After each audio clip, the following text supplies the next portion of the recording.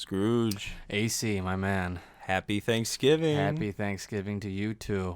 You know what? No, because in this world, we're not allowed to say Happy Thanksgiving anymore. The PC culture we live in. Okay, we can say Happy Gender Fluid Neutral Day of inequality and justice for all. Absolutely sounds perfect. So how do we celebrate that? What are we thankful for that particular day? Well, if I'm going to start to be thankful for, it's definitely the dinners that you make. Oh, you're too kind. For Thank me, you. I appreciate those. Second of all, it would definitely be thankful for the fact that you haven't killed me yet. I mean, I've been over to your house a bunch. Right. There's a lot of sharp knives, and in your garage, there's a lot of heavy weights Yeah. that could be used to. But don't I look like a peaceful man? I'm a peaceful man, AC. You are at heart. You really are. But And given how many reasons you've given me to kill you, I'm thankful for the fact that you have given me so many reasons to actually kill myself, yet I summon the strength to not do so because I do know there's another movie that needs to be watched. oh yeah, and I think isn't that your reason for living? Is Yes, all actually, these yes. insane films that we have dug up? I'm thankful for these movies that make me want to rip my eyes out with a pair of forks and serve them for dinner. Wow. Okay, that would be a good Yes. dinner. Yes, Honestly, I that'd think be pretty so. good. Yes, it literally is the bane of my existence. Yes, but yet it also keeps me alive. So, like I said, without my Joker I'm no longer Batman. So we gotta have something to live for. Well, you're speaking of food, obviously, to talk about dinner. Yes. This film that we're going to talk about tonight is essentially the TV dinner of the film industry. Yes. Like, an imitation dinner, perhaps, absolutely. is the great, word. Yeah, great way to put that, actually. And tonight's film is 1991. Yep. Future Kick, starring Don the Dragon The Wilson. Dragon.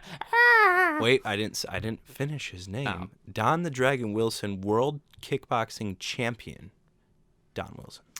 Again, though, but imagine I have seen, how many boxing fights I've seen. Can guarantee the announcer's probably like, Don the Dragon Wilson. Well, those always announcers do that. they're dead and gone now because this film, we'll get into it. All right, I'm AC, I'm Scrooge.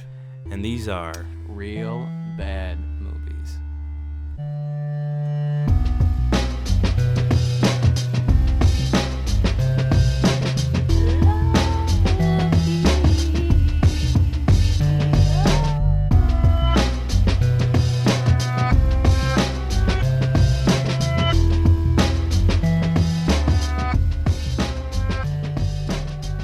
So to begin with, of course, just like Yeah. last week, we started to watch a film. Yeah, I almost feel like this is becoming a tradition for us more than like anything else, which is this idea that we try to start watching something, but then we just can't summon the strength to finish it. So originally, we were trying to do a Thanksgiving-themed movie, which...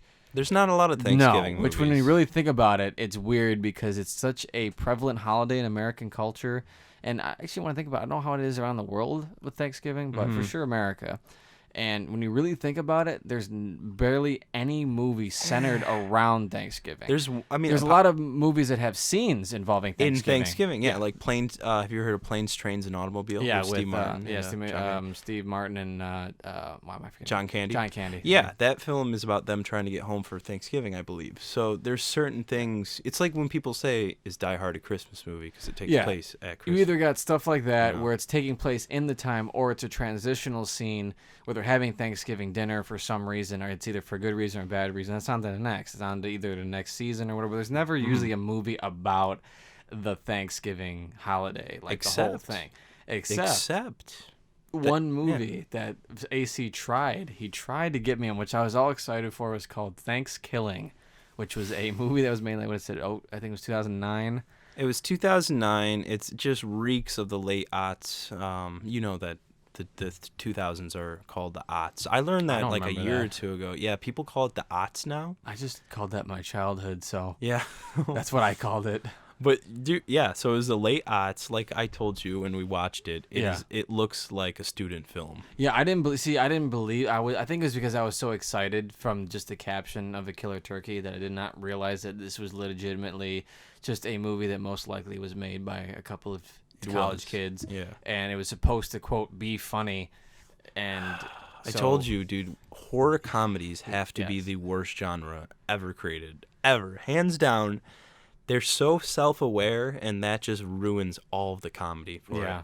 But we started to watch it, and I think it was like, bad. Yeah, like 15 minutes, or I don't know, yeah, maybe even less than that. Yeah, it was. I saw this film when I was in high school, and we thought it was funny then. But you know the things where you go back and you watch a movie that you thought was funny or you thought it was good, and then you realize it's a stinking pile of shit. Well, came to that conclusion tonight. As soon as the turkey started talking, and it wasn't in a funny way. First shot. Well, at least say the first shot of the film. The very first opening was this girl in a pilgrim outfit with her tits hanging out for no reason. Now I'm all for a fan of seeing a nice set of tatas, but it was literally this woman with up against a tree with her costume, no reason, no explanation. None. It's not like her shirt's ripped up or like she's trying to run away. She's trying to run away from something. Yeah, and it says it's the first Thanksgiving ever. The first in Thanksgiving America. ever. Her tits are hanging out for no reason at all. Like nothing. Like not even a single reason, except for to show them. And so she's running away to what's revealed as the killer turkey, who says nice tits, bitch, and then kills her. And you knew you were in for something. I was like, oh God, no, because at first I didn't look at it like AC did, and I thought to myself, you know what? I do actually hate that. I've always hated comedies that were way too tongue in cheek, where they go and they hit you and go, huh, that was funny, huh? You get it, right? Yeah. Yep, we're pointing it out, so that means it's really funny. So I hated that. So the more it happened, I was like, well, we can't do this. So or it's like written, the way it's written is the jokes have to do with what's happening, and what's happening is so improbable that it's only written for the joke. Yeah, like that dude was like pissing in the, I don't even know where he was pissing, like in the middle of the woods or something like that. Of course, the turkey's like right under him. Or was it the dog? I think it was the dog. That was something. Is that I don't even know if it was shot so horribly. I couldn't even tell. I couldn't tell if it was the dog or the guy. I don't know. But the turkey was getting pissed on, and the turkey's like, "Oh shit! Now I'm pissed. I'm pissed." Yeah, that's what I'm saying. It's the joke written in the screenplay, and there were points at it where, especially in the scene in the car where all the characters are just bantering to each other. Yeah. I told you, and I looked at you, and I said, this was written in a screenplay. Like that, somebody wrote this down. Yes. Like and yes. And it was literally like in this case walking was literally filming stereotypes, yelling out what their characters are, and exaggerate. It's the most exaggerated character trope ever. So as soon as it got to the turkey talking the second time, I was like, I can't take this anymore. And then shit in the coffee at one part. He was like, "What? Did you put shit in this coffee?" Of course she did. Yeah, the dude who looked like he was ready to have a heart attack, who was the so-called quote sheriff, had a fake. AC pointed out it had a fake mustache. Yeah. Stapled onto his face, and then he goes to drink coffee, says it tastes awful, and the wife reveals that she had like 2 turd logs in it because she wants a divorce. I'm like, well, okay, that's about enough of that. So AC was telling me about this futuristic crappy movie that he was thinking that would be a good idea to check out, and I thought, well, let's hit it up. So yeah, I figured so the first thing I think I showed you of this film was the front cover. Yep. Right? Correct. Yep, looking at it right now. The cover is essentially, if everyone wants to take a look at it, take a look and just do a simple Google search. Will do. I'm trying to look at it right now. It's right here. Yeah, that is God. Let me pull up the Terminator poster. That is the exact same fucking jacket. Yep, the same jacket, opened exactly the exact same. Same way. The look. Oh my God. I don't know. Is the gun different? Okay, the gun is a little bit different. I give them that. The gun. Okay, but still, like the glasses. The same glass has the same. What is that called? Is there a certain name for that in the Terminator films? No, it's because in this case he's got a target painted on his eye. Yeah, but isn't that like a scanning mode or something like that? No, like okay, yes. It's a scanning mode, but if you look at the Terminator posters, it's not a scanning mode. It's literally just it's showing the Terminator's eye. With just because the Terminator's eyes are red. Yeah. The actual robot's eyes are red. Mm-hmm. So it's just showing you that he's not actually human. It says CSM 101 on the Terminator cover on his one eye. What, show it here. Take a look. Pass it to me. Pass it to me. Take a look. See? CMS 101. Okay, hold on. What is it? No, check. Find the actual poster. It says the same thing right here. There you go. See? CMS, whatever that is. I don't know what it is. You know what? I'm thinking of T2. T2 is just him on the bike. Yes, and then his eyes just red. Yes. Okay, okay, that particular one. So that's why that. You know what? That pisses me off even further because that means how much they're really ripping off this Terminator cover. Mm-hmm. Oh my god! And this came out the same year as Terminator 2, I believe. Yeah, so, because Terminator, the first one, that's actually hilarious. You know what that probably was? They probably thought that, hey, no one's gonna remember the first Terminator because the second one is coming out. So we're gonna do this. Because this was 84 was the first one. So this is 7 years later. That gives better evidence to what I was saying earlier about how I believe this film was this film was definitely filmed in the late 80s and then shelved. You think so? I think that when they got news that the new Terminator was coming out, but there is also that Total Recall ending. But that's such we'll talk about it. Well, I'm not gonna right now, but Total Recall was 1990. But that's what I'm saying. That's why I would say it couldn't be shelved too long. They shelved it, but you know how easy it is to refilm an ending and reshoot an ending. They could have filmed that whole film like we talk about, and then and then ending. It depends how many scenes they film though, because there's more than one scene about the whole simulated reality garbage. Yeah, the VR. They really plug VR. Which is part of like the plot. So that's why I kind of think more it was actually in the 90s. It could. I mean, think about it. We have a producer on here. His name, as a lot of people know him, Roger Corman, produced this film, which a previous episode, Chopping Mall, we did talk about. He was a producer on that as well. I enjoyed that one. He is well made for shitty, schlocky movies that are just kind of ripping off whatever's popular.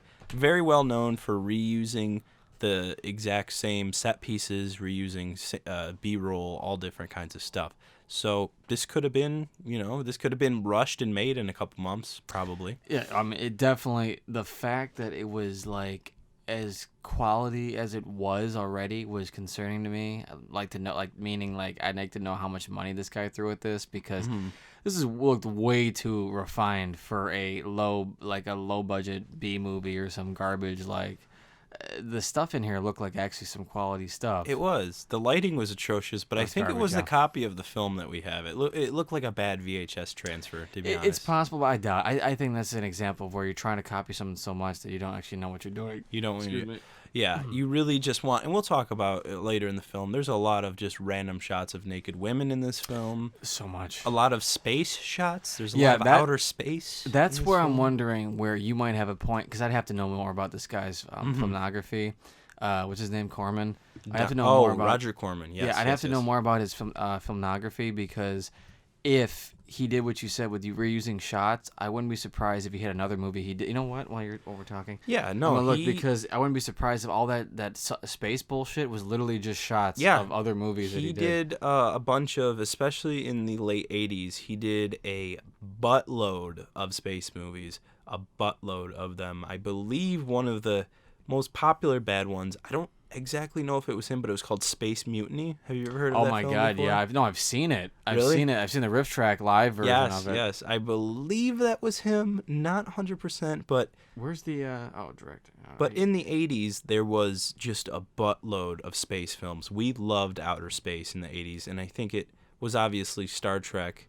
Was Star Trek The Next Generation? Was that in the 80s? Honestly, I tuned out Star Trek until they rebooted the series in the 2000s. So I actually don't know a lot about. All I know is Wrath of Khan, and that was like 82. Yeah, my bad. I thought that you were a Star Trek nerd. No, I like Star Trek, but I didn't get into Star Trek until they rebooted the movies in the 2000s, and then I watched the original series. Okay. I never watched the movies except for Wrath of Khan, and I'd never seen the TV, the newer ones with Patrick Stewart and stuff. Okay.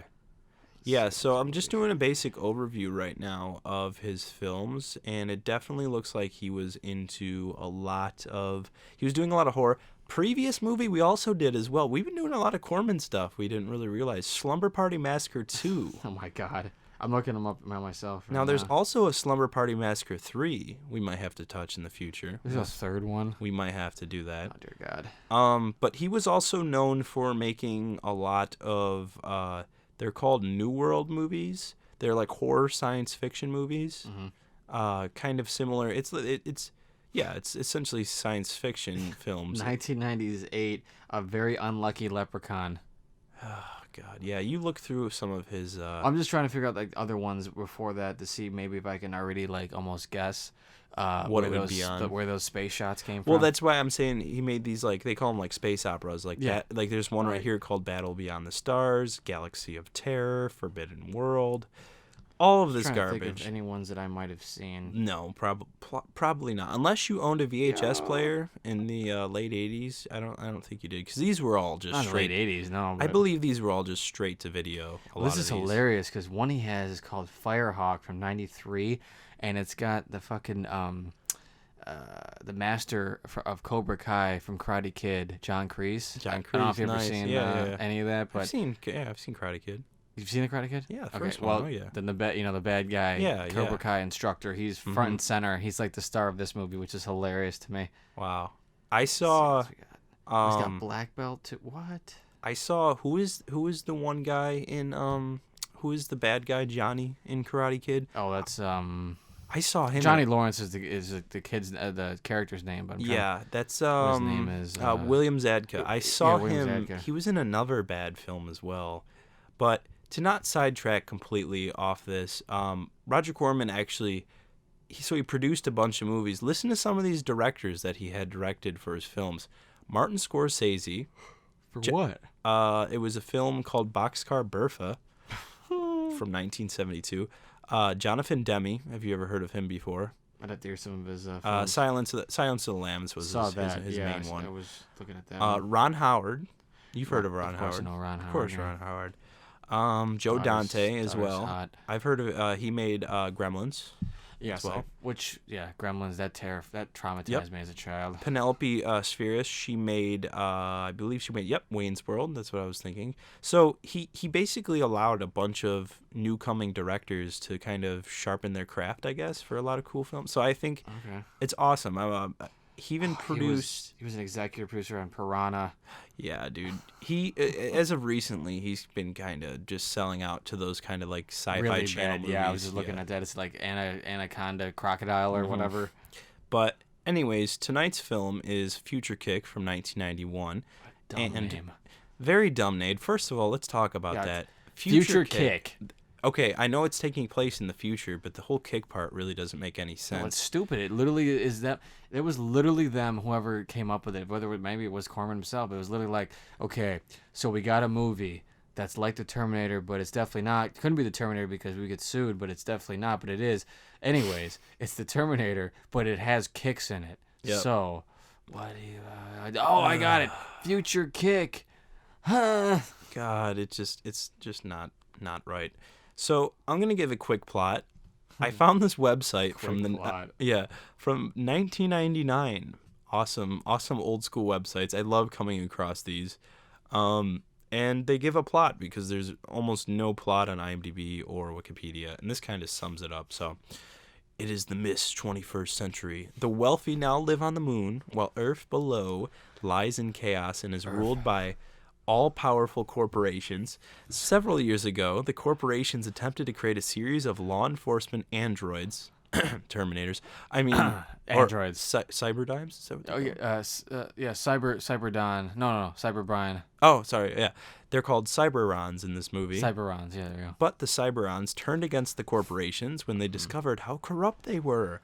The Cyberons are now hunted by corporate police officers, or police forces. After his comrade Andrews' kill, Walker... Texas Ranger. What was his name? That was named Walker. Don Wilson, my bad. Walker, a.k.a. Don Wilson, the main guy, becomes the last remaining Cyberon android, eking out a living as a bounty hunter. Very similar to a film that we might know as well. Successful crazy. virtual reality designer Howard Morgan. So, I didn't know this, but the rich guy in the film, he was the one who invented virtual reality. Yes. Did not know this. He comes to Earth to conduct a deal with the New Body Corporation. Mm-hmm. However, Morgan is given a disc by a contact that shows that New Body, they're killing people to use their organs for transplants. Completely different movie. Right. Completely different movie. New Body's organ producer, Heinz, then Heinz ketchup. pursues... Heinz, like Heinz ketchup. I was thinking of Die Hard. Oh, you mean Hans? Hans. That's Heinz. That's totally different. I Wow. know, but I'm saying like Hans. he's the bad guy. Maybe they stole the name. I don't know. Just slightly tweaked it just a little bit. Okay. Pursues and kills hates Morgan. the Germans in here. So then his wife, Morgan's wife, Nancy, comes to Earth and determines to find his husband's killer. And then I'll stop from there and we'll discuss it. So we start the film off. Beautiful film with sounds very, very similar to a film that almost like a movie I've seen, God, like 100 times before that AC hasn't seen himself. So I can actually really speak for the fact that, I've been here before, but something sounds off. I can't tell you what it is. Oh, yeah, that's right. They're ripping off the Terminator theme, the main Terminator theme. But because they said they go dun dun dun dun dun, this one goes so it's like, it's definitely not the same thing. And now, is the intro to Terminator also have a very fuzzy thing that you can't tell until the end of the title sequence? See, again, this is why it is such a ripoff of Terminator, man, because it's not that bad, but it is the general theme of the Terminator starts off. I mean, this is not a spoiler because anybody out there, watch Terminator. Don't turn off this podcast and just go watch it. Okay, here, let's start off something I was actually going to say at the beginning, which is I don't think I've felt in a long time a movie motivate me to watch another movie like this in such a long time, because as soon as I'm done with this, I'm going to crack open the Terminator and I'm going to watch it because I want to see the real deal, the real thing. My God. This is exactly how I might have to watch it too. Maybe we could watch that one time. Watch some good movies. Oh, you know what's funny? Anybody listening, you may have a chance. I want you to write a letter and tell AC how much you hate him because he's never seen the Terminator and he deserves to die in a fire. I've seen the second one and the third one. It doesn't count. That's awesome. I do like both of those, but the point is, you've never seen the first one. You need to go, die in a fire. Okay. Anyways, wow. The opening of because we're all fans here. It's all fine. We all initiate death to one another. Yeah, as any fandom does. You ever heard them talk to each other? If we have different opinions, you tell them to go fuck off and die in a fire, because that's how we act civilized. Anyways, the beginning of Terminator opens up the same way, just cleaner. So it's like the difference between a student film and a Hollywood film. The Terminator version is literally the same thing in the sense of the music's playing as the credits roll, but in the background it's showing that the words are forming something. Mm-hmm. The words are forming, and eventually it shows it's the Terminator. Yeah, so it's the same thing, but in this case, it's poorly done, where it's literally just blurred out until the very last second. Like, what is that? It was literally blurred out. It wasn't even like... it's like a neon bar, like a health bar in a video game. It's a neon bar, and then it just all of a sudden just starts to get clear, and then it says Future Kick. Well, and right before that, before we get that beautiful title sequence, after the logo, the new Concord Pictures... we get I noticed this meeting. I'm like, what the hell? It just says Don the Dragon Wilson, World Kickboxing Association World Light Heavyweight Champion. Oh yeah, I forgot that. They're like banking off of this man. That's essentially what they're doing. Is they're like, well, okay, so maybe I could speak to that because there was such a huge kick. Like, so it's like 70s had kung fu movies, right? Mm-hmm. Well, pretty much at the late 80s during like the action buzz, because the action, it kind of like shifted. You had kung fu movies in the 70s. Then in the 80s, you started getting the Schwarzeneggers and Stallones, big beefcake action movies. Beefcake. Then you started getting an influx of martial art movies too, because you had Jackie Chan starting to come in.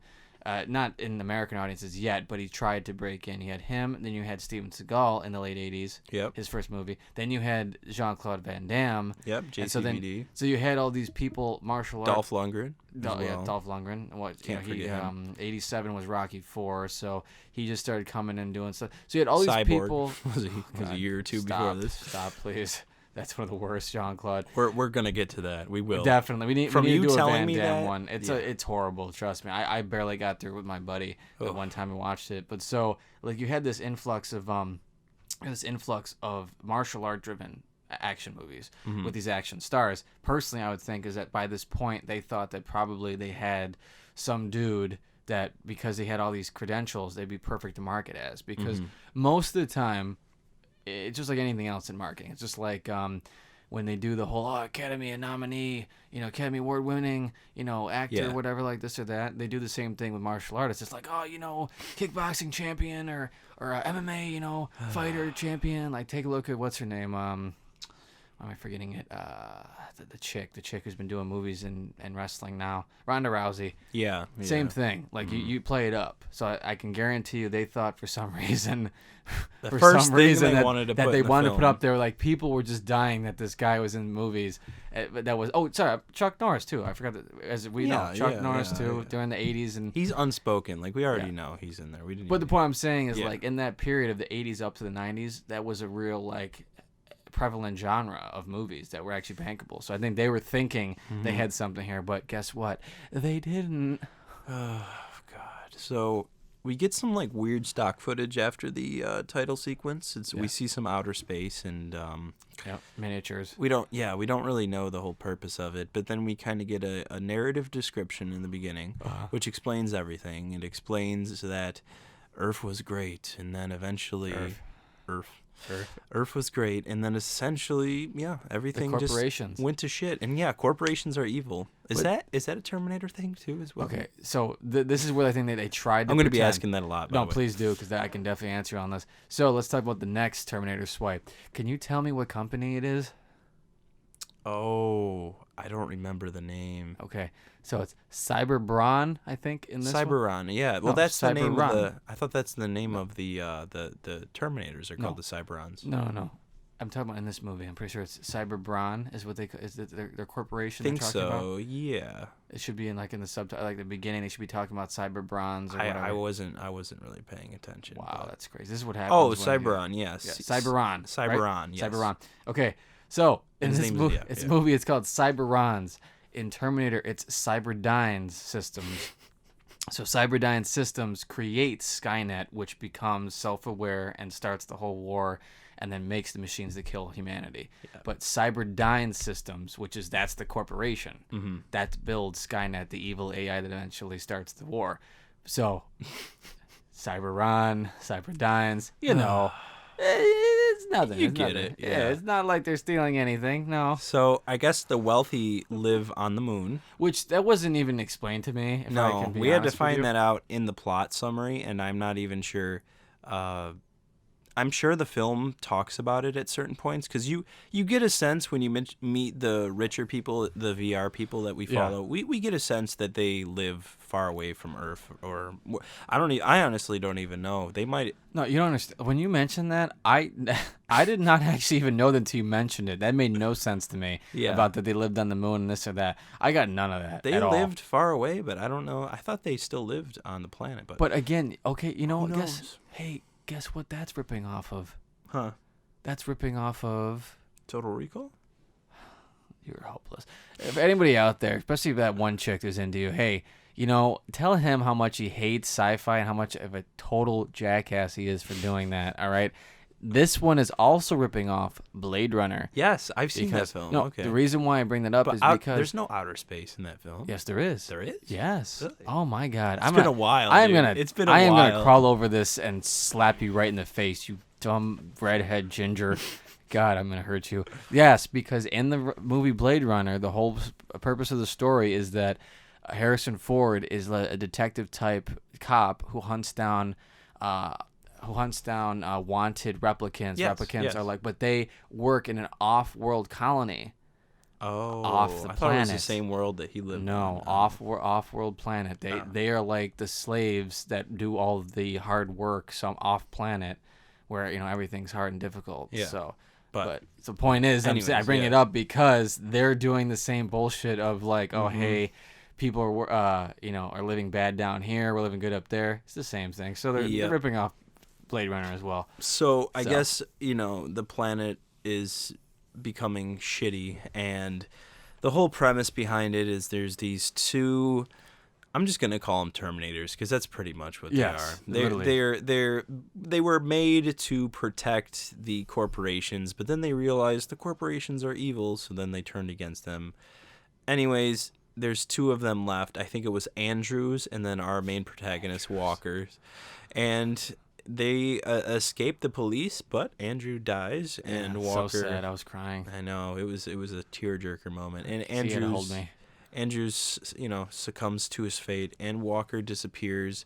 There's some cool fighting. We were discussing that there is some cool martial arts in this flick. in my opinion, they had the martial art ability. Just whoever was filming it sucked. So it was almost completely dark in every fight scene. It was completely dark. I couldn't barely see what was going on, only because I do martial arts that I know I could tell. Couldn't tell a damn thing in this flick. For the most part, except for some spinning stuff or whatever here and there because I'm paying attention, but it was all dark. So that's what sucked. That's what killed it because I'm like, finally, some people actually know what they're doing fighting-wise, but then it's all pitch black. They can't see anything.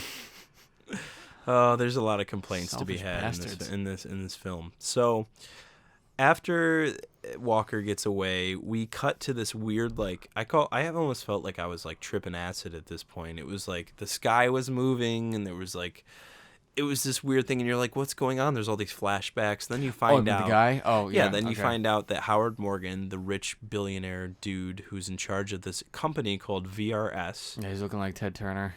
Yeah. He looks like Ted Turner. He's got this He really mustache. does look like Ted Turner. Yeah. He's got this mustache and everything. So Okay. I was also thinking Ted Danson for some reason as well. I don't know. Ted Danson never really had a mustache, man. I'm just thinking old white guy. That's all I'm really thinking. Oh. But anyways, Ted Danson wasn't really old at that point, man. Just let me make the joke. Oh, and okay. we'll Oh, yeah. keep going. That was so there we funny. go. Thank you. So we get introduced to their like mansion, which is like I don't even know. It kind of looks like a bathroom, kind of. Yeah, like it's funny you said that because like all the shots with his wife are just like in one room. Yeah, that's what I'm saying. So it's like I the don't know. only room in their probably house. the only money they had for a set at the time. And the production. The paint on the walls is like kind of literally looks like somebody just painted it real quick. Like it just looks incredibly lazy.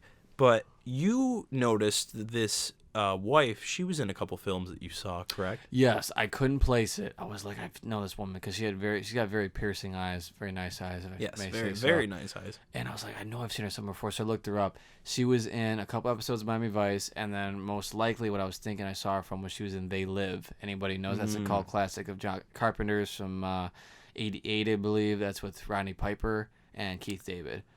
So yeah, she's been around. So she's been around in the game, but those are what I remember from. So I'm like, oh They my Live god, there we as go. well. Was that when you brought up as well? That's what I just said. Yes. Oh, okay. I was more focused on your Miami Vice thing because I know you're a big fan.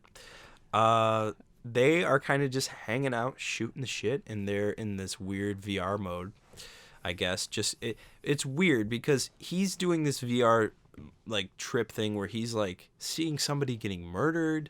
Or Well, something. it's never explained because, again, okay, so this is where, I'm not spoiling it, but anybody out there who's into sci-fi, this is where it's stealing from Total Recall. Because the main plot of Total Recall is Arnold's character wants to go on this vacation, or say he wants to get away, and in the movie there's this business called Recall that actually implants memories and stuff to do a virtual reality trip. So that's like one of the main plots and the points of that movie. So this is, again, stealing from a way better sci-fi movie.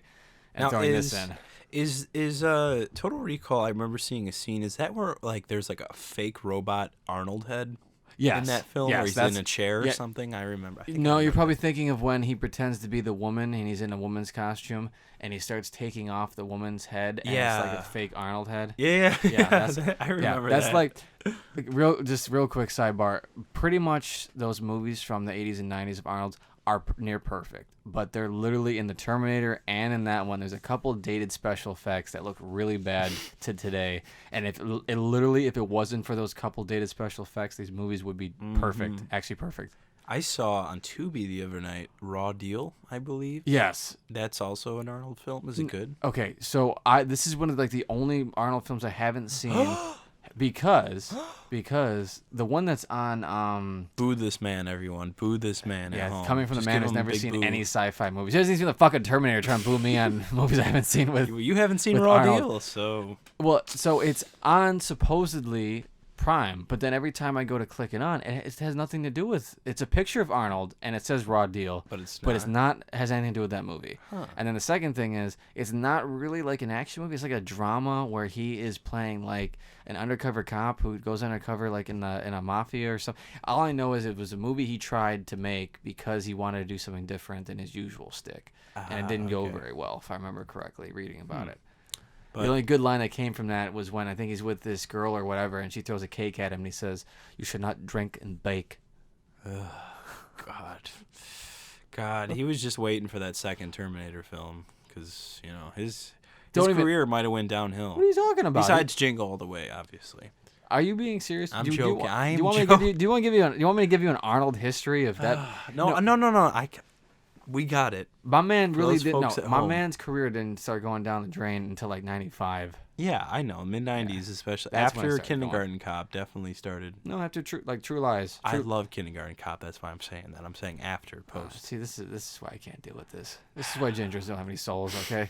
Right Anyway, here. Ted I'm not Turner. thankful for this. Ted Turner and his wife are doing their VR stuff, and it's getting all VR groovy and everything like that. It's not explained. It's just some really weird, like, someone, like, first it's sexual, then, like, all of a sudden people get murdered, and he starts freaking out, and then he, like, snaps out of the VR thing. Mm-hmm. And it he just doesn't, no explanations. It's totally weird, all of it. He describes to his wife that he's going to go to Earth.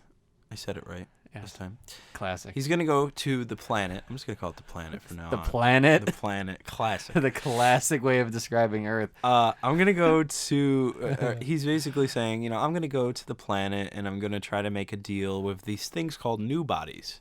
Yeah. So I guess they're new kind... Is it... It's not really explained, right? It's people who are becoming...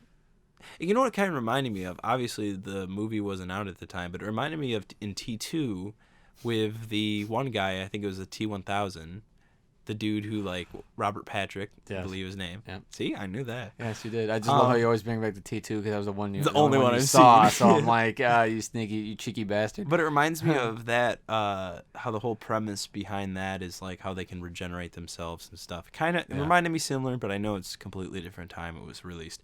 But anyways...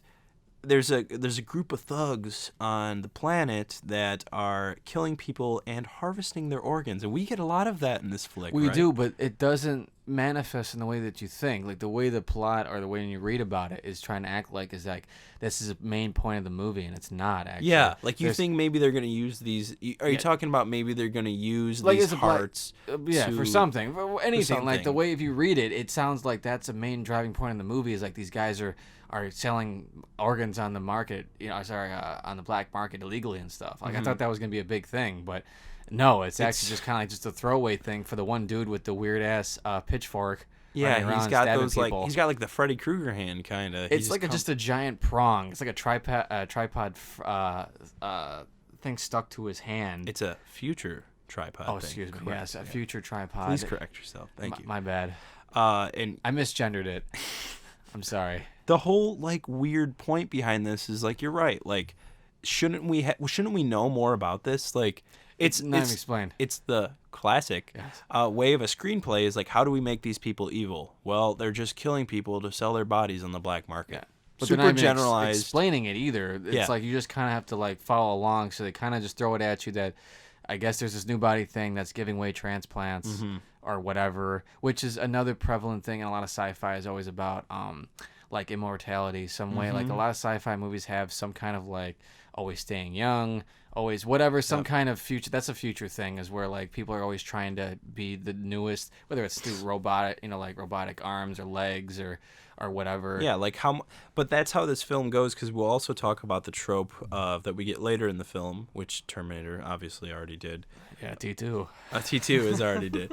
But you brought it up about how like there's always that question in science fiction where can an android who is half human and half robot, can that android have feelings for another human? Yes. Like we kind of dip into that in this film, and I feel like there's only certain ways you can go with films like this, but I mean, you could definitely be a little bit more complicated, but when it comes to making a film, probably that they did in like 2 months, this guy probably typed out the screenplay in less than a day. Oh, yeah. Just completely bullshitted the whole thing. He literally did like a copy and paste of different sci-fi movies and threw it together. You know what he did? He did what Martin Sheen did at the beginning of Apocalypse Now. He sat in a room, drank a lot of liquor. Started to cry. But he just... punched a mirror. The difference, though... Yeah, punched a mirror. But the difference is that there was a TV on, and there was only a couple of tapes in that room. Total Recall, Terminator... Blade Runner. Possibly Cyborg as well. Possibly.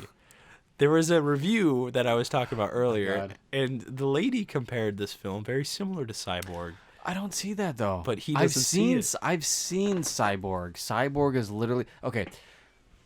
So if you look at this as a ripoff of Blade Runner, Terminator, all that other stuff, look at Cyborg as like if you and I decided to make a futuristic movie, you and I, but we did it in my backyard with nothing, with no money, no budget. That's what Cyborg Sounds is. good. We should do that. Yeah, that's honestly. literally That like, sounds because you haven't seen the movie. I've seen it. It's literally like that. They'd be like, if you and I made a watch it. futuristic, if we said, yo, we're going to make our Blade Runner, but I did it in my backyard, and we Yeah. did it with sticks and stuff like that. We're That's gonna what do it, though. Cyborg is. Don't So that's worry why I about don't agree with that one. But for sure, this is what The this other ones, garbage yeah. where it was all spread out to different things, and then that's another scene I guess we'll get to, because that was just trying to get off of both Terminator and Blade Runner at the same time. Yes, and Which is it's stupid. Just It's forced into this film for no reason.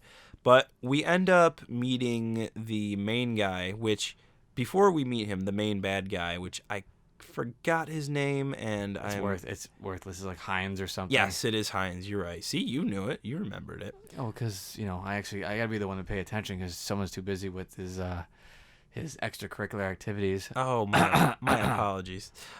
We get one of the first shots in this film of a naked woman. Oh yes. How about that? Fantastic. Huh? And best part is that I guess in this future everybody's just so downbeated and hating their lives that you just gotta have sex, boobies everywhere because. Well, yeah, if you're selling organs on the black market, But- where's the only place you're gonna hang out? Hear me out. I'm down with that, but let's actually make it. Like I said, hear me out. Let's actually make it sexy. How about that? Wow. Because usually sex goes hand in hand with sexy, but clearly whoever made this movie wasn't thinking that, because damn near every scene in this movie that has a naked woman in it makes me flaccid as possible. It literally makes me turn inside out. That's how sexy that makes me feel. Oh god. Okay, because every time a woman takes her shirt off in this movie, it's combined with some weird like grinding dance moves that aren't even sexy. They're like all over the place, Just weird dance moves, and that then have weird nothing shots to of do other with it. dudes and other people in like really weird like sets. Actually, sorry, let me take that back. The sets are actually kind of intricate, but cut that in with the other people in the club. What's going on? That one. Main bad dude just hanging out in the shadows. He's always hanging out there In the dude. shadows. Not even like in a cool, cool like, oh, there's the bad guy kind of way. It's more just like this dude's just like literally off in the corner. He's just standing there waiting. 'Cause Standing there, creepy. there's that one part where he's standing there waiting, and I think it's Morgan. I think it's the rich guy is talking to that one girl, correct? And then, of course, we see the bad guy just lurking in the shadows, just waiting. Has a lot of time on his hands, I guess, to just wait for him. Yep. And we also get more introduced to our protagonist, Walker. And there's a cool Texas Ranger. There's a lot, yeah. There's a lot of like outdoor fights, like alleyway fights. Yeah. Did you notice that? There's a lot of Yeah, alleyway fights. They almost looks like they recycled the same sets and just They probably just rotated it. I mean, did the same thing. Well, yeah. remember, so he comes in to get the so-called guy because he's a bounty hunter who's he's getting people. So he grabs a guy and he takes him outside. And because I guess again now they're trying to throw in the other sci-fi trope of when usually androids or robots are involved, there's always a prejudice against them. Mm-hmm. If you've seen enough robot or sci-fi movies, most of the time androids or droids or robots are always looked down on. Yeah, because they're not fully human. They're not fully human. So of course you got to throw that in there too. So now he's coming out and they're like, hey jerky boy, hey boy, we don't like you around here. We're gonna. Why would you mess with somebody that's half a robot? Well, that's the thing is that in these movies, these androids or robots are almost always super powerful, almost indestructible, and everyone needs and to fight they them. always want just to fight them just to get justified that yeah. Just cause like it's different if it was like Star Wars with like R2D2. Yeah, it would be different. Imagine if it was a bunch of robots picking on a android. That would make sense, correct? Yeah. Like or the opposite way, like a bunch of robots picking on a human being because they could easily rip them apart. But now it's a bunch of freaking puny. Well, the one dude I said looked like Robert Englund, one of the Goonie henchmen. Oh yeah. But it's a lot of it's just a lot of humans picking on a half android. So cue the alleyway fight, of course, and during all this, what's his name? Ted Turner. Ted Turner. Hans Gruber. He ends up getting killed, correct? No. At this point, he notices the Walker Texas Ranger. Yes. And says, "Oh, hey, you're so awesome.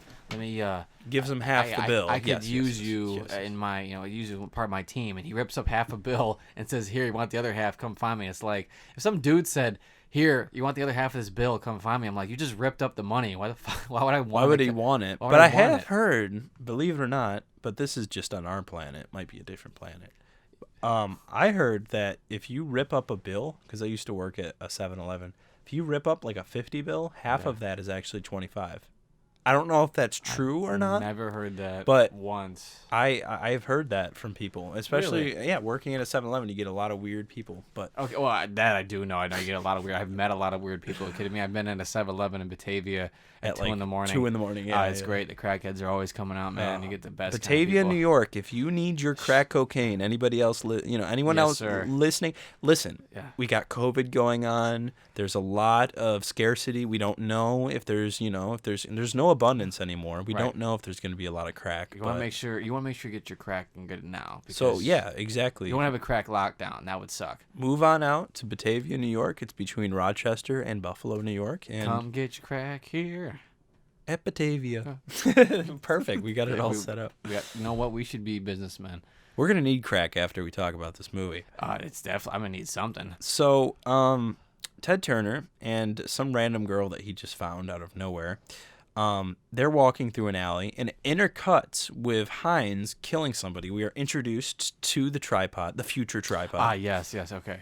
And he is killing somebody to show how evil he is. And so super evil. It was the girl too, because you were like, wait, what is he doing? Yeah, I forgot because so what happened is that they're also trying to throw in this espionage angle where this girl is trying to prove that this company is selling harvested organs, and she had evidence, gave Ted Turner the evidence, and now she got captured by the bad guy. Mm-hmm. And he pulls out this three-prong tripod thing, and tells her, I'm gonna get you. And it looks like, in my opinion, he shoves it up her hoo-ha and pulls out whatever. It's going deep up there. But every time throughout the movie, he's always doing just hearts. So what the hell is he doing? He's not jamming it all the way up and then grabbing her heart up, out of her birth canal there. Yeah. So it doesn't make any sense. I mean, he might go up that direct. I don't know. Maybe did it look like he did that? It literally just was like a little uppercut. Went all the way up there. He fisted her or some shit. But anyways, we're introduced you got more. excited when you said that. Oh. Calm down, boy. Ted Turner and his groovy. I said she looked like Cher. You said she looked like Winona Ryder. I thought she looked like 80s Winona Ryder. Yes. Like right before she started, stealing stuff at convenience stores. Cher, I thought, because she had the glasses on, she had the curly black hair, but because you thought that she could turn back time. Oh God, like the VR thing. Do you believe in life after love? Oh my God. They're hanging out and they're watching a underground it's like electric ping pong match. It makes no sense. Two people are sitting in a chair facing each other. They get strapped in because that'll come back in later. Yes, of course. Of course. They're sitting and they're facing each other, and they're shooting giant balls of like light at each other. It's not even explained. So it's set up like an underground fight of some kind. I'm thinking, okay, this is gonna be something cool. Instead, it turns into just the most like lame version of Battleship or like it's like Pong or anything. So like you said, like AC said, they're sat down, strapped in, and then it doesn't make sense because they have a little like remote controller, like a old school joystick, and then they're also like thrusting their heads back and forth. Yeah, like trying to move or something. I don't know. And all the visuals is this giant ball of light, electric light, is just bouncing back and forth. Back and forth as people are screaming and they're like, get her, kill her, kill him, yeah. And all of a sudden... the girl dies. Her head explodes. He just like pushes it and this one, it goes into her chest. Yes. It just goes into her chest and that explodes. And then they check to see if, her heart's any good. And they're like, nah, it's not. And they throw it off and they take her body. I always heard good films plot something, like put something in and then like very insignificant and then I can't even talk today.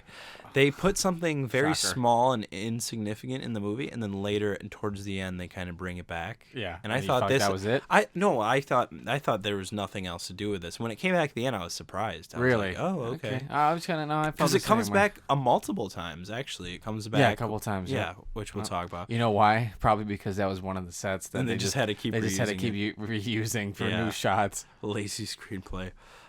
They go into an alleyway right after this, after Ted Turner bets his money and wins. What a good man. $250,000. What a great man. Ooh. They go into an alleyway, and who's there? It's Heinz. Heinz ketchup. And his henchman, Chris Penn, Yes, by the way. Which is so weird because Chris Penn was in a couple good and profitable movies in the mid to late 80s. So while he was doing this, I don't know. But this is right before Reservoir Dogs. Sometimes you got to support that coke habit. That. I think he did have a coke habit. Looks like he had a coke habit, yeah. On top of being fat, and then I think he did have a coke habit, so that's probably did. true. Yeah. But he was, this was a year before Reservoir Dogs, so he hadn't got to his final form of being really fat yet. But he just happens to be in the movie. It's just like the main bad guy's henchman. Mm-hmm. So they find Ted Turner, and they're like, oh, well, you ain't going to get nowhere, boy. And they go and heart stab him and his girl. Mm-hmm. While, and her tits just come out, too. Of course, because there's no reason why they have to, but of course they expose their titties. Yep. And then... and they grab the chip disc, which really has it really doesn't do anything on this plot. That was their motive, though, to kill him, was to get this disc, essentially. And all this is revealed to be watched by homeless Kid Rock over in the corner. Yeah, and you know what? I don't know. He does come back, right? Yes, he does come back, but he doesn't look the same. He doesn't. No, he doesn't That's have the hat on. I was kind of like, that doesn't make any sense, but whatever. It is the same character, so he does come back. His name in this film is 2-1. Yes, 2-1. Great name. How come everybody else in this film has normal names, like Walker, kind of, Nancy Morgan, Howard Morgan? Well, this is again, in my opinion, that's my opinion of the sci-fi trope. Yeah, when you get a lot of sci-fi movies, the future. It's the future. So it's that steampunk future where it's like everyone's got weird ass names. Like you ever seen The Matrix or stuff like that? Yeah. Like everyone's just got like weird ass nicknames or different. I think it's always that little flavor of just oh, everything's weird and cool, so we have weird names. We don't have regular names anymore. Yep. And so she, the rich man's wife, Nancy, gets a call, and a very bland call. Everybody in this movie. Yeah, this is amazing. This is one of my favorite parts, actually, of the dialogue, was when she gets a phone call about her husband being dead, and the woman's just like, yeah, your husband's dead, and, they just ripped his heart out. Oh, wait, no, that was a different one. It is, but even I noticed, though, in this one, it's very similar. In this one as well, she gets the news from this person. And it was a guy, though. It wasn't the girl. It was a guy. Because I thought at first, I'm like, because I thought it was her husband. Yeah. And I was like, wait, what? Whatever. Doesn't matter. Gets a call, and it was from a dude, and he was like, he's dead.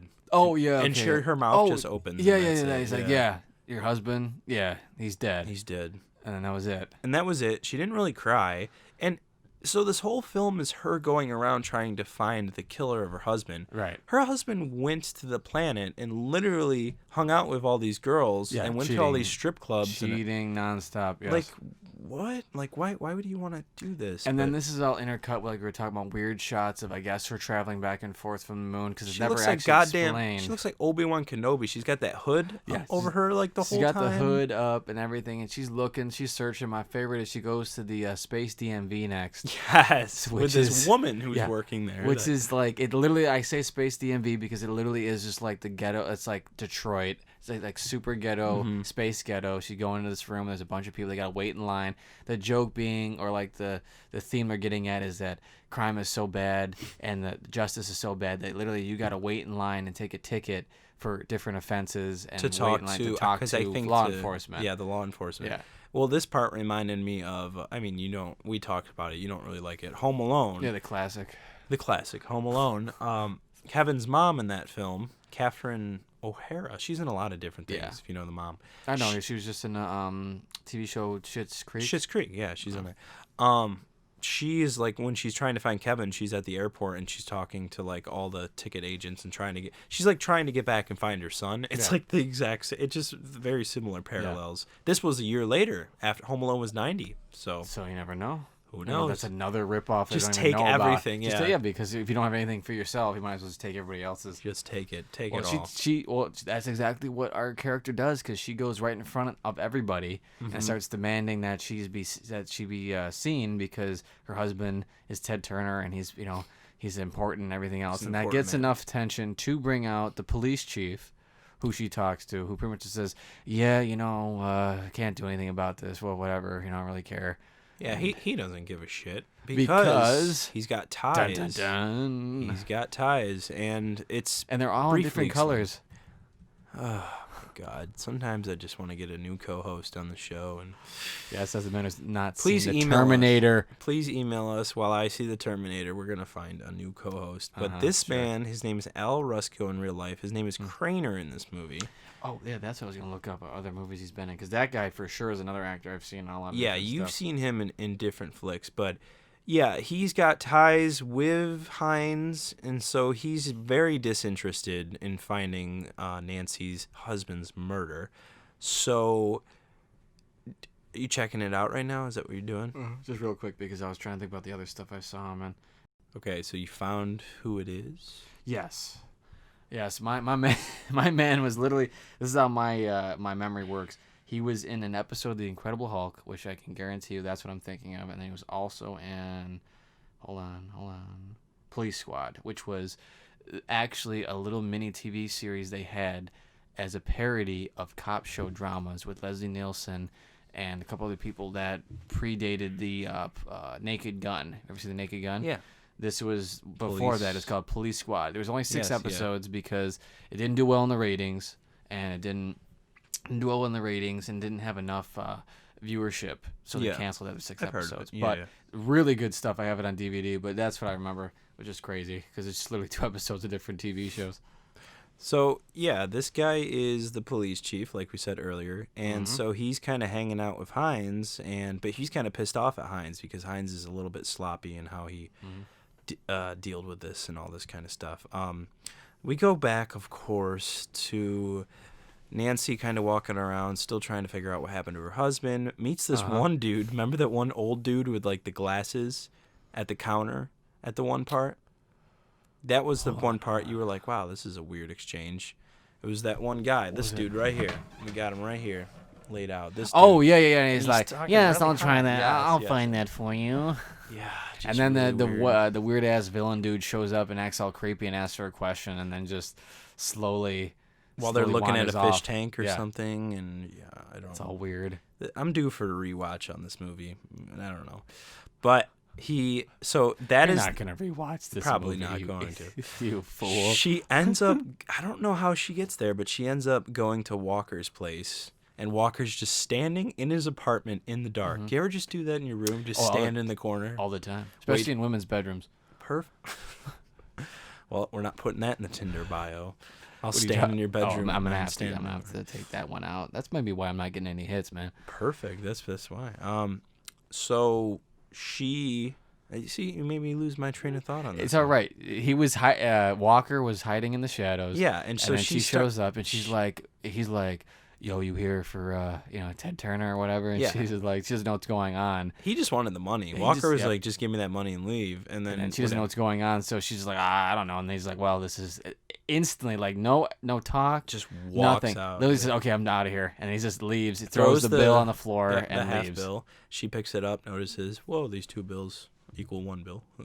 But detective work. Yep, and I told you this is the trope of I'm not gonna work with you, and then leaves. Yeah. And I was like, in a movie that's an hour and 16 minutes, are we really doing this right now? Yes. Are we really? And I guess they had time for it because this was about 30 minutes into the film, and I guess they had time for this. So she keeps on going out, and she leaves eventually, and Walker, of course, leaves and comes into another fight. Another one. This is what I love about these kind of movies is because I'm all for fight scenes. I do love them, but in my opinion, there's got to be story behind each fight. There's got to be a reason for it. When it just turns into literally, he can't walk on the street without getting. It's literally like you ever harassed. seen a drama like I call them soap operas because they might not be called soap operas, but they are the ones where literally drama is just nonstop in these shows. Where like it was my favorite example. Is you ever seen Empire with Terrence Howard? No. Okay, well, either way, there was literally an episode where they were going from room to room in a house, in a mansion where they all lived, and it was literally each scene was them having a drama like ridden spat with each other, but they were walking from like room to room, like it was literally just going from one to the other room, and then having the same kind of like really soap opera drama. Like it's the same thing but with action. Like I'm all for action, but when it just seems like the movie is just one long like dude's just like literally walking over here, he gets into a fight, he walks over there, he gets into a fight. It's stupid. It looks stupid. Can't get out of it, but it's just how tough the planet is, man. Bro. So tough. Yeah, on planet Earth. So funny. She gets to a hotel and she runs into this black cop. I forgot his name, but that's racist. He looked. What, a black cop? You say you didn't know his name. That's racist. Oh, I guess that's racist. It's kind of like that classic time when you're at the barbecue. Yeah. And a cop shows up. Yeah, exactly. You'll never let me and I'm just gonna stop making episodes with you then, I guess, if we're gonna get to that point. You're just gonna keep bringing this up. Referencing Theodore Rex, I believe it's episode 12. I'm not don't quote me on that. I'm okay. He meets a cop, or she meets a cop, and this cop has almost no point. And he's kind of helping. He really doesn't help. No, not at all. He's like that. For some reason, they threw in the stereotypical old guy cop or security guard who's like, he's all friendly, but he's obviously going to get killed because, he's worth for nothing. Yeah. Because he's old. He's a genuinely nice guy, so know he's going to get killed in this absolutely. kind of film. Just how and when is the question. Yeah, and that's the thing I was questioning about. Why are there's police in this film, but are they working for the corporations? Or because the governments don't exist anymore? Doesn't make anything clear. We don't know. Don't know what's going on. Don't even know why this cop or this guy's even here, because he's just like appears when he needs to. Yeah, I don't know. But we cut to another beautiful shot of a woman just spazzing. This woman in white, she's just spazzing, randomly dancing. Is this one that still has like kind of like the skirt on? Yes. She's got the white skirt on and everything. And she's on a staircase for no reason. Yeah, it's a weird location. Probably a completely different location. Oh yeah, honestly. And I keep saying she. Because I keep thinking of Obi-Wan Kenobi just walking around this film. But she walks up to 2-1. And so this guy looks completely different. Yep. Not homeless anymore. He's working behind a bar for some reason. Which wouldn't make any sense why he was even there at that initial killing or murder earlier. If maybe he brought out... Maybe he was like bringing out bottles or something, but they don't show anything. So whatever. Who cares? All up to our imagination. She gets some like really crappy advice from him. He says this like really basic stuff. She's like giving him money and he's still saying she's giving him money to get info, and he literally just gives her like the vaguest info ever. He's like, super vague. Murder, 2 people got killed. He got killed by a bad person. You like my ponytail? Real dangerous. And that was it. It was like, okay, that's great. An intercut between this is this girl in white taking her clothes off slowly. While he's trying to like think if he's gonna tell her more information. Yep, just weird ass cuts, and again, really unsexy in my opinion, of just her like grinding on like the staircase for no reason. But yeah, so she's frustrated. She leaves. She goes and calls. Don't remember his name, but the police chief tries to call her, and I believe this is the part that you're talking about where she's on the phone and she's talking to the secretary of the police chief, and it's a really weird interaction between them. I believe that's the one you were talking about, or it might be another one. It all depends on when the bad guy goes and kills the. It might be later then, because it's later. Because this one, remember, she's talking to the weird bald guy who tries to give her information. Yeah. Because this leads up to the first actual real funny thing in the movie, which was the weird ass guy is like, "Oh, I have information for you. I can help you." Yes, that's coming up. That's coming up. That's not exactly yet, but we're getting to it. We'll come to that. What do they say? We'll burn that bridge when we get to it. No. Oh, well, I didn't see the Terminator, so I wouldn't know that reference. Yeah, it's when we'll cross that bridge when we get to it. Well, we're gonna burn it because if you burn it, that means you can't cross it. So that means you can't go anywhere. So I guess if you want to do that, how wide the river is, we can get across somehow. But anyways,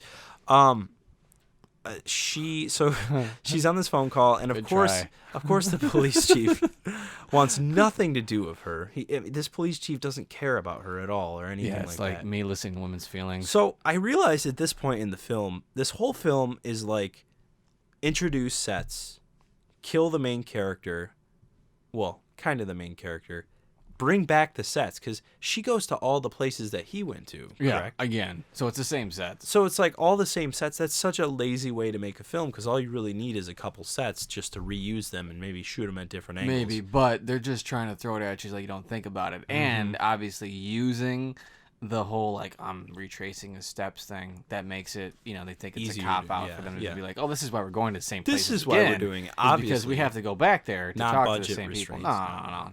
And they we just get- throw some different, some different chicks in there to grind around and dance on. We get another one. We have another woman in this film.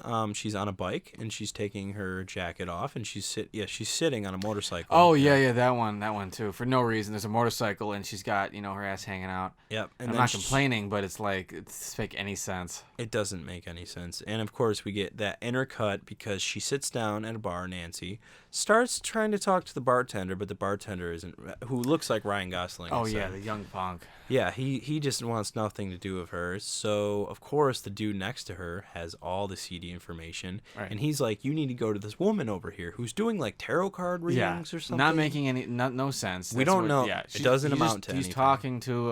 he's talking about her being able to read whatever. The future. And of I course, guess. it's making you think, okay, tarot card's something weird, whatever. They have a really weird interaction where she doesn't want to help her, and she keeps touching her hand really sensually and weirdly about like helping her, and it's really weird. And eventually, just ends up being a storm. I'm not gonna help you. And Yeah. she slips her number, and she takes it, and then they split. But then he ends Then up. homeboy, evil dude, is hanging out literally like 2 feet away in the shadows. Yeah.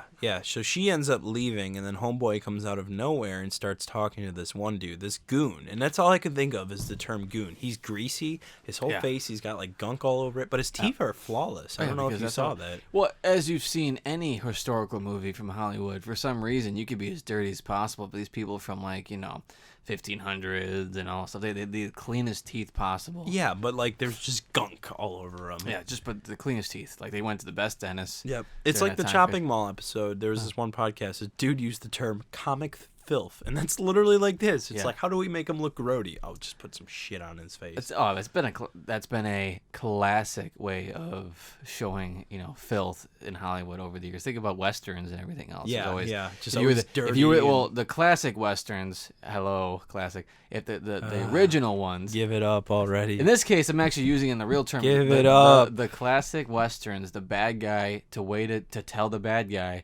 he was the dude who was all dirty, who had a beard and his hair was longer and he was all dirty. And then what was the hero? The hero was clean shaven, Clean, yeah. which didn't make any sense because the old west was not like that. With like completely like people being completely clean shaven, and not a hair out of place and everything else. Everyone had beards and It's mustaches movie and magic. They stuff, call but- that movie magic. but the point was, you want to make someone dirty and nasty, you just slap a bunch of black paste on them and stuff, and Yep. then they're dirty. Yep. That's They all it. become like, I call them like mechanics. They're pretty much all Yeah, become mechanics. exactly. Greasy mechanic. So he's talking to the greasy mechanic dude, and he's pumping him information, and then cues my favorite part, I think, of the whole movie, because this is the first time I actually laughed, because this movie was just so just neutral, and that it was trying to be serious, but it wasn't so horribly bad that I was laughing every minute.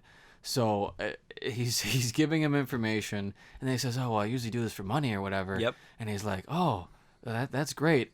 And he I opens. thought he wasn't going to kill him. I No, thought he so was did I. going to walk I away. thought he was gonna walk away. He literally opens up what I guess was like a retractable ladder on like a hook or on something. a hook, and it literally just collapses and swings like a pendulum and cuts the dude's fucking head off. I love that shot. It That's cuts great. his head That's off. Great. It literally, so let's say even if it was just a swinging ladder that somehow you unhooked, it literally cut his head off. Yeah.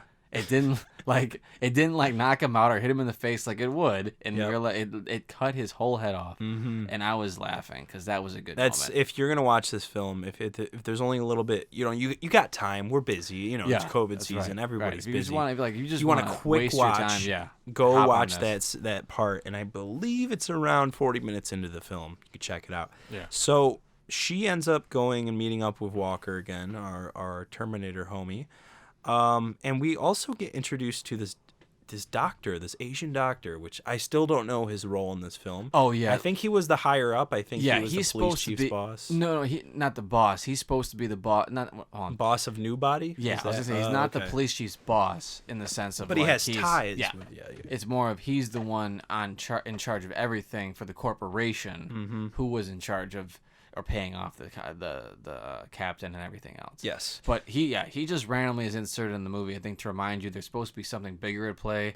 Yeah, but there's always nothing the is- man behind the curtain. Yeah, it's kinda always the like thing, this is and- the well, especially in sci-fi movies. There's always some evil either government or corporation that's running everything. So they're trying to do that, but that doesn't really work here at all because this guy no offense to the man, but he's not a very good actor. So No. you can barely really get what he's saying. He's almost on the levels of Samurai Cop. Yes. So that makes it Yes. worse, and he gets really nothing to do. He like, doesn't really even say anything either. He's just kind of placed there like a prop. literally. So after this, we get another random scene of Hines killing that one woman. There was a random woman in the bar. Oh, this is amazing. This is another great part. If you're talking about the chick with the tarot cards, does she have like blonde hair? No, it was the girl that looked like the one with the tarot cards. Remember? No. Yeah, that was She the one gets spot laid down where and she's, like, chained up. random. We forgot to mention she's the chick who's just dancing next to like a jukebox. That's what I'm really saying. weirdly. It's so random that Okay. like yeah. Yeah, I forgot about that. So There was- she's literally laying down there, chained up, and he kills her, and he does another stab up the vagina, I Yes. believe, right? I guess, but he doesn't actually go. So I think it's just the heart again. He And then talks it's the about- heart because I think there's a heart prop as well after this. Yes, because it's always a heart prop. It's always a heart prop. Whatever. Oh God, Stupid. stupid. So she ends up going back to the hotel, I guess, to find Walker. But guess who's there? Hines is there. Heinz ketchup. Yep, Heinz Ketchup is there, and Walker is there, and there's All a his fight. friends and- There's a fight. Things happen. I don't really remember. Yeah, it's but just- he gets hurt. That's an important part. Yes. Walker gets hurt, and then we get this really crappy CGI. Remember when we were talking about? Oh yeah, that's what. So okay, so this we're talking about the repair scenes. Yeah, there's Okay. two people because Chris Penn Okay. gets hurt, Yes, but okay, so but also the Terminator gets hurt. here we go. Let me interject my Terminator knowledge. This is another ripoff of a scene where the Terminator has performed, which happens almost in every Terminator Happens in movie. the second one, right? Surgery. The Terminator performs surgery on himself. Yeah, and I that's remember that, again yeah. another ripoff of the Terminator. This time it's done twice in like the same way, and it's just so stupid. And what it is them working on their forearms in this really horrible prosthetic It's makeup. his arm is Yeah. like chunky and it's like huge for some reason. Yeah, It's because what that literally is, because huge. what that is instead of actually trying to mask it, make it look like it's his actual arm, what it literally is all of the prosthetics was just caked on Around it, all yeah. around it, without even trying to conceal it. So that's why it looks so weird, is because it literally wasn't even tried to conceal. They just had a giant chunk, just making his arm bigger. So it's Oh just a my giant God. forearm, which makes it more, revealing and more goofy. So you have those two scenes, which are ridiculous, of them getting injured and so-called repairing, and then Chris Penn's injury was this weird like shoulder flap. Yeah, thing. he had like the open shoulder wound, I guess, and I think he's also a robot, so he had some Yeah, he was an robot android for some stuff reason going because on. that's stupid, but whatever. So he's friends with Heinz Ketchup, and he's his android, but he gets they both get Well, injured. it's like, wait, I thought like he was the last remaining android. right, yes. Walker the Terminator. and he was kept supposed to saying be. that you're the last one, but now he's an whatever. But now his buddy is Doesn't matter. hurt because No he's one got cares. because like you see this like open wound and it's like yellow and it's like flashing. No, They he's- love no, he's those android. lightning flashes because it was like chopping wall. Remember there was also lightning Yeah. flashes in that movie. Because that means it's electrical. Ooh, it's definitely robots. Fancy. Because robots are always emitting electricity. So Hines ends up just killing everybody that did him wrong. Police chief, that's one as well. Did we get to the girl yet or no? Please. Not yet. We do Okay. not get to the girl Yeah, so yet. he gets to the police chief, which is hilarious because to me it's like how this even happens shouldn't even happen. But he comes in, threatens the police chief. Oh, you're trying to get me killed and whatever. So I'm gonna kill you first. And so he literally stabs his hand as the guy's trying to go for his gun. Then he goes again for the heart technique. Yep. Rip the heart out and then just drops the heart on the desk. Then, which leads to her finding that out, the main character, by calling up for the what's his name, Yes, detective, that's what's it, his yeah. name, and she's like, "Oh yeah, the captain, he's dead. He died this morning. Yeah, someone ripped his heart out, and he just left normal. it on the table, Mm-hmm. like just complete, not like hysterical. This is the police department too, not Yep. hysterical, not like, Mm-hmm. oh my god, yeah, he was murdered. Instead, it was like, yeah, he was killed this morning, and his heart was ripped out, and it was on the table." Weird, weird, man. Oh my god. After this, we get some like forced, like I was just saying in the beginning of the episode, we get some like forced emotional connection between her and Walker for some reason. I don't get the whole premise behind this, but again, so this is hello Terminator again. obviously. So there is there's a romance angle to that's this. always though in any science fiction. It's always can robots love? Can No, this is different. This is why it's weird. So this isn't have anything to do with the robot loving anybody in the Terminator. This has to do with the characters. Well, not in Terminator. Yeah, No. The reason talking why, about but Terminator in this movie, right? I'm talking about it because the scene actually rips off a scene in the Terminator, but it has nothing to do with robots loving each other. Okay, that's what makes it funny. No. Yeah, I mean, it was like No. It was just how I looked at it was like a robot. Can a robot display an emotion? That's what I was thinking. The reason why I don't think of it is because if you think like that, if you saw the Terminator, you would see that they were literally like ripping off the scene how it was shot. That's what I'm trying to say. Like not even like the whole Cyberon or whatever, where it's like you have to Cyberon. No, Cyberdyne. it's like him telling. Literally, no. The way it's the story. angles of how it's shot and stuff is a ripoff of a scene in the Terminator. So that's why it was like, oh boy, here we go. And it's also just forced and stupid. Mm-hmm. And the whole thing of what makes us human is a great sci-fi part. That's actually part of the reason. Yeah, that's probably always one of the my favorite question asked, actual questions in sci-fi, which is why Blade Runner is actually one of my favorite sci-fi movies. Yeah, is it's like because the of that. distinction between human and What robot. makes us human, actually. So it's like I like that stuff. This I don't. No, So- because she forces that thing at the end of it after he explains like his whole past, which doesn't matter, has nothing to do with this film. Oh, that was one of the lamest things too. He said 10 of us were made, and then he like goes through this really bland explanation of how they were all killed, and I'm like, this sounds lame. And he's drinking from this bottle that's just it's Oh, the yeah, future, yeah. so everything's Future. super tall and everything's Super huge, crazy. looks like a motor oil funnel. He's just drinking motor oil, but she's like, "I owe you my life," and he's like, "You don't owe me anything Hold except me. $500,000." Yeah. 500, which never Which talked changes about. because I mean She there was said 50 grand in the She beginning. said just 50, 500 grand. That's not even close to what. And she hands him some money, so it's like, Yep, and then she's like, "Will you hold me?" hold me, and he's like, sure, bitch. Sure, and then it's just awkward and weird from there. So now we cut to 2-1. He's kind of just hanging out at the laser blade place. I'm yes, imagining that this whole place, that closing up for the night. He's closing everything up. He sits down for some reason. I guess this is the first night he worked there because he kind of like is like, I've never, I've seen the laser blade happen all the time, and I've never messed around with it or anything. So he grabs it, he puts his hand into it, and Hines is hiding from the corner. Doesn't make any sense why he puts himself into this thing, but hiding around the corner, and then he's like, oh, I'm gonna get you for all the stuff you know about this, and then he straps himself in. Then they have this forced, tension battle of the the electrical spear or whatever, the electrical spear, and then it's like bounce it back, and then all of a sudden it just blows the guy's head up. Blows his head up. Literally, his head just explodes. I love a good head explosion, though. I believe there was a head explosion in Shopping Mall and all. There's a lot. There was. There was. There's a lot in Roger Corman films. There's That was the best part of Shopping Mall was that when the first chick gets it and her head just blows up for no reason. The janitor, his head exploded. No, just her. It was a chick. Remember, because all of a sudden they just started shooting lasers for no reason. I'm due for a rewatch. I gotta watch that again. Definitely. Next is the girl that dies. Next is the girl because she meets up with the is my doctor. favorite. So Okay. I think the only reason that he was in this film was to, I guess, be in close contact with this woman. I love this. She talks to the doctor saying how you're not gonna hide this forever and this is garbage or whatever, and she's freaking out. She starts to freak out knowing that this guy's going to come for her. Yes. And the best part is that next she gets on the phone. The next shot is her getting on this payphone, and she's like, "Oh my God, get this message to this girl about everything's true." Trying to talk everything's to true." Nancy, yeah. And yeah. I'm like literally sitting there with AC, and I'm like, "Just wait, the guy's gonna come out." And as soon as she gets off the phone, she walks a couple steps.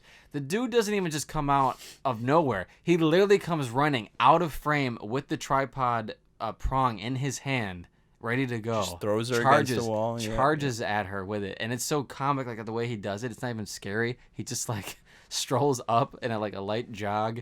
And I was laughing my ass off because I'm like, I said, just wait. Sure enough, he just comes running out already ready to go. And then, stabs her, and she pretends to spit in his face with her blood or whatever, and he kills her. So, God. He's just on his war path with his prong. Yep. His prong path. Yep. And while that's all happening, Walker and Nancy are just kind of hanging out, I guess, just shooting the shit for a little bit. Yes, I don't remember. And then they end up leaving their apartment, and Chris Penn is there, of course. And this is the whole battle between Chris Penn. This part gets super hazy to me. I don't really remember the ending too much. But it's just basically Chris Penn attacking her, and then they end up killing Chris Penn, I believe, because there's that fight, remember? So there's a fight between the main protagonist and Chris Penn, Walker, the henchman. yes, Yeah, and Walker and the henchman. They have this android-to-android battle or whatever. Where So awkward how it's shot, too. Yes, it's really weird. It's probably the only lit battle in the entire movie. Yeah, and it it's looks awkward. like a studio. Like it doesn't. There's nothing in this that It looks like a set, and Yeah. it's kind of all over the place. But Chris Penn's getting in there, and they're both using these they're kind of like metal poles that are kind of just doubling for both staffs because they wanted to throw some weapons in there. Yep. So they have this whole battle as she's off to the side with what's his name, Heinz Ketchup. Heinz, yeah. And Walker ends up kicking Chris Penn in that electrocution thing. Oh, There's just a bunch of wires on the forget, wall. They for some reason. they escape for a little bit, and then they try. Then Well, yeah, but I'm talking. Yeah, I end up. because remember, because I want to make sure how this whole thing was set up was that they had the fight, they split up. While Heinz Ketchup and Chris Penn run off. Then Walker and the chick are left, and they go after them. And what's his name? Heinz is just standing there. And she just shows up out of nowhere with the gun, and she shoots Heinz like 3 or 4 times in the chest, like point blank. Then Chris Penn comes and tries to get him one more time, and that's when he kicks him into the electrical thing and electrocutes him and dies. Then it's like, oh, movie should be over. Yep. But sure enough, Heinz Ketchup is not dead from comes 3 back to life, point blank shots right into his chest. No, he knocks into him, and they awkwardly fall through a glass ceiling onto that dumbass electrical laser play spear thing. Whatever it is. Spear laser thing blade. That's laser what it blade. was. Yes. Spear, laser blade bullshit. I Whatever. We're gonna say Spirit Halloween. Yes. Prop. No. It kind of looks like a prop. It looks yeah, because this time they keep falling. It looks so cheesy. Like at least at the beginning they had the crowd. It looked kind of cool. The lighting was cool. But this just looks like a prop. So they fall in there. They land on it. Heinz lands in the middle. They both land on each chair, of course. And then they're over there going, "Oh my God, it hurts!" Yep. And then he's like, "Quick, put your hands in the locking mechanism." All while this is happening, the future police, the corporate police, which doesn't make any sense, they're all running up a staircase to come bust somebody about something. I don't even remember. We don't know. Maybe What's somebody going- called the cops. Oh, at some point, I don't know. It doesn't Might have make been any the sense. doctor or something. the Okay, Asian but guy. they're like, quick, put your hand in the thing. Put your hand. Heinz wakes up and tries killing the chick. They finally get both their hands in there, and they just start screaming. And I guess that He's in the middle of it, so Yeah. then he explodes. yeah, literally the game explodes him into a million pieces. And he has like black blood for some reason. Yeah, that they it's a don't really explain. nasty like goo that just explodes and flies everywhere and lands all over him, and it's like really gross looking. Yeah. So then from there, well, it was all a dream. Very similar to a film. Yes, which again I don't want to because this is a movie that you should see. All of a sudden we're like, oh okay, and then she wakes up. She wakes up and she's just like, oh. She's got all these flashes flashing as she's lights, getting back there. and There's all of a sudden- weird images like a pizza being Oh taken my out god, yeah, of this an is another oven. funny. This is another funny scene. there's all of these weird images. First, most of them were like, okay, the parts of the movie. Parts of the film, yeah. Then there was one split shot of two dudes in white skin tight outfits, just like playing patty cake or whatever. They were like, I think they were like fighting or something. I don't No, know. it was like they were like just like slapping their hands or Yeah, something. yeah, That was goofy, weird. yeah. And then the second one was there was pizza being put in the oven.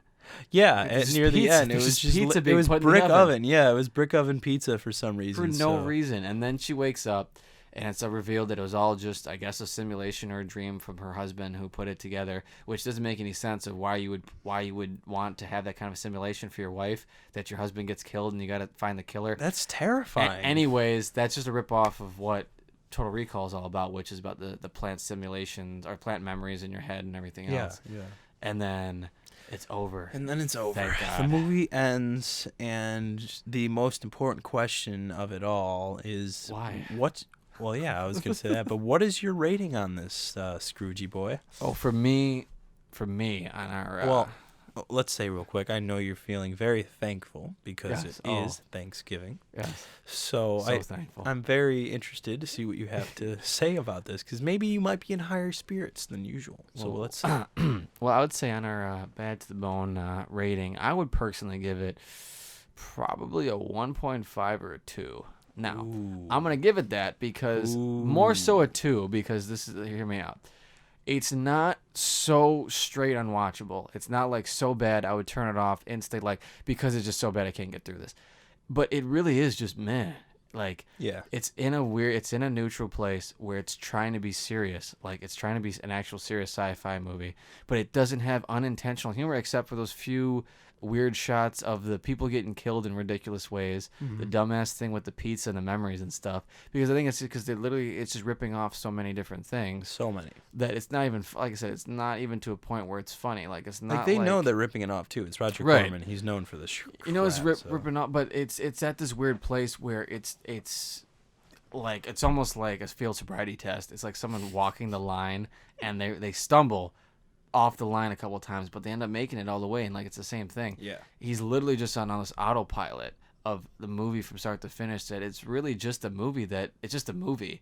It's not good. Let's Yep. put it like this: if for sure it's not good, We know it's but not it's good. not yeah. good. But it's not even good in a way of like, oh, this made me laugh or it was entertaining. It's as fun, a like bad Shopping movie. Mall is. Yeah, you like know. fun. It wasn't fun. No. It wasn't fun. It had a couple funny moments, but it wasn't fun. It was more like just like man. It was like So that's why I would put it to more like a 1.5 or 2. Because the only things I would say in being thankful for it, Very for thankful boy. being thankful for the experiences that we have together as a co-host team, I do think that some of the production values of it are impressive in the sense of Yes, it's definitely. an early 90s film that probably doesn't have a lot of money, but they did pretty good with it compared to other movies I've seen. So some of the stuff they were doing actually made it look kind of cool in certain aspects, but ultimately it's trash. So yeah, for me, I would Definitely. put it to 1.5 to maybe more leaning towards 2 because it really was just like You know, Whatever. I How about actually you? I would say the same thing. I definitely see it being in between 1 and 2. I don't want to put it as a 1, but I don't want to put it as a 2. So Yeah. instead of you going 1.5 to 2, I would just say 1.5 because, like I said in the beginning, you have you go out to eat, you have a really nice steak dinner, and the food just tastes amazing. Yeah. and it's just incredible. Those are like good science fiction movies, and then like I said, this is a TV dinner. Like this is you had a straight- great way of putting that. It is a TV dinner because Straight. guess what? It gets the job done in the sense that you It ate. does. It does. 8. Yes. But was it good? Did you And would I enjoy rewatch it? No. I probably wouldn't rewatch it. I would not recommend No. this to anybody. No, this is Let's- something. Yeah, that we're in agreement on that. we I do, wouldn't. I would yeah. not rewatch this, and I wouldn't recommend it to Yeah. anybody, except for maybe if I was able to show them the kills just as Yes. a joke. Great kills, Yeah. and that's where I was going to give my compliments. Great kills. I actually really like the protagonist, Don. A dragon Wilson.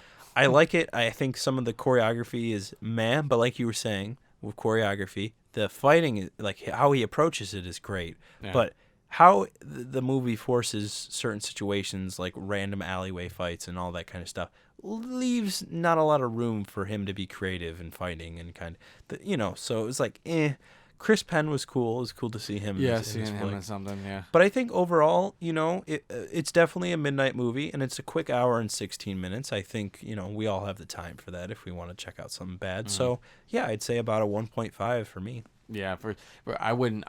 I don't think we would. No, let's make sure in good conscience. We want to be thankful. We also don't want to be hateful. Let's not recommend this to anybody. Well, no. Anybody I'd out say there? yes. You might have time, but don't do it.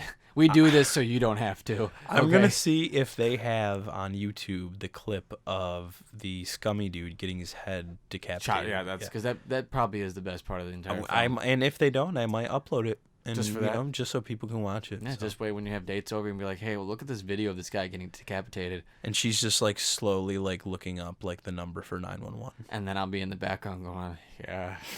I'll be thumb up and be You'll like, be in the my corner boy. like in the darkness. Just like the you were guy, saying just earlier. like Hines. I'd Yeah. be in the corner. I'd just be like, yeah, Exactly. that's my boy. Well, Scrooge, have a great Thanksgiving because I You as won't well. see Happy you for that. Thanksgiving. And everybody out there, have a great Thanksgiving as well. As always, I'm AC, And I'm Scrooge. and these are Real bad movies. I'm glad we have a moment to talk about Thanksgiving because, it's one of those moments you got to do with your family. And for me, I hate my family a lot.